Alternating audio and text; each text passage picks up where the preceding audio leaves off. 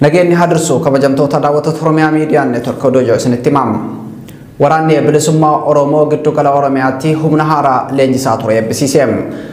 Waraanni haaraan eebbifame kun qeerroo fi qarree kana dura qabsoo karaa nagayaatiin harka qullaa sana cunqursaa falmachaa turanidha jedhu keessa beeytonni. Waraanni bilisummaa Oromoo zoonii giddu galeessaa kana duras irra deddeebiin humna haaraa leenjisee bobbaasaa kan ture wayita ta'u waraanichi giddu gala Oromiyaatti of cimsaa dhufuun fiixa bahiinsa qabsoo hidhannoo dhalattoonni sabichaa geggeessaa jiraniif tarkaanfii murteessaa ta'utu amanama.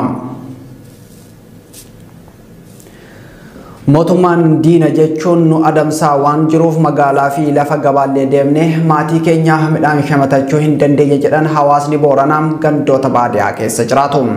Sagalee teenya addunyaan dhagahee akka nuuf hin birmanneem waa'ee hongee fi rakkoo beelaa hin dubbatinaa isin fixnaa jechuun qaamni dorsaa jira jedhu hawaasni kun. Waggoota sadan darbaniif rakkoo nageenyaa keessa turre kan jedhu hawaasni Booranaa sababa kanaan manneen barnootaa fi dhaabbileen biroollee diigamanii jiru jedhanii jiru. Waraana kaabaa biyyattii irraa dhiibee gara giddu gala biyyaatti deemaa jiru wal qabatee sochiin geejjibaa Finfinnee irraa gara magaalota wallootti taasifamu jalqaba torbee kanarraa eegalee dhaabbachuu isaa maddeen Finfinnee irraa Oromiyaa Miidiyaa Neetworkitti himan. Lolli hammaataa adeeme kun magaalota gurguddoo akka Dasee fi Kombolchaatti labsiin uggura sochii akka bahuufis kan dirqisiisee ture.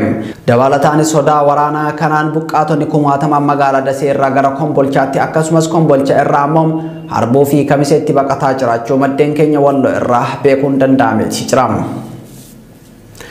Haleellaa Xiyyaaraa wiixata darbe magaalaa Maqalee irratti raawwateen daa'imman 3 ajjeefamuu dhaabbanni mootummoota gamtoomanii mirkaneesse.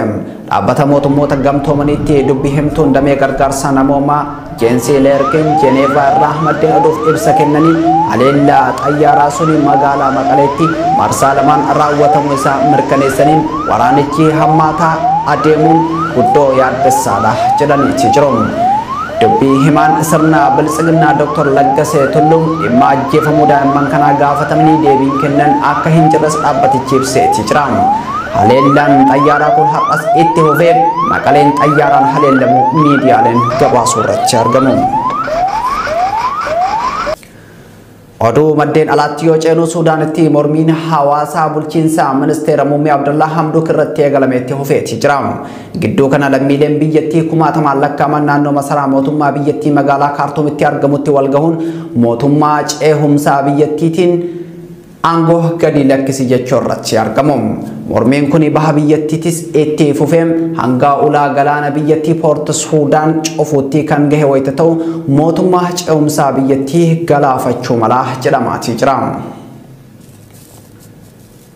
Oduu gama Keeniyaa irraa argannetti yoo ceenu onkoloolessa bara 1952 waggaa 69 har'aam koloneeffattooti British qabsaa'ota Keeniyaa 5 fi abbaa bilisummaa Keeniyaa kan ta'an Joomoo Keeniyaa miseensa garee maa'uu jechuun hidhatti naqxeeti turte.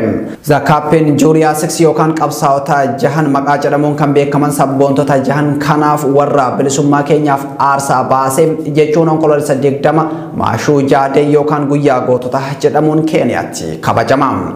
Keeniyaan har'a kabaja ayyaana kanarra oolti.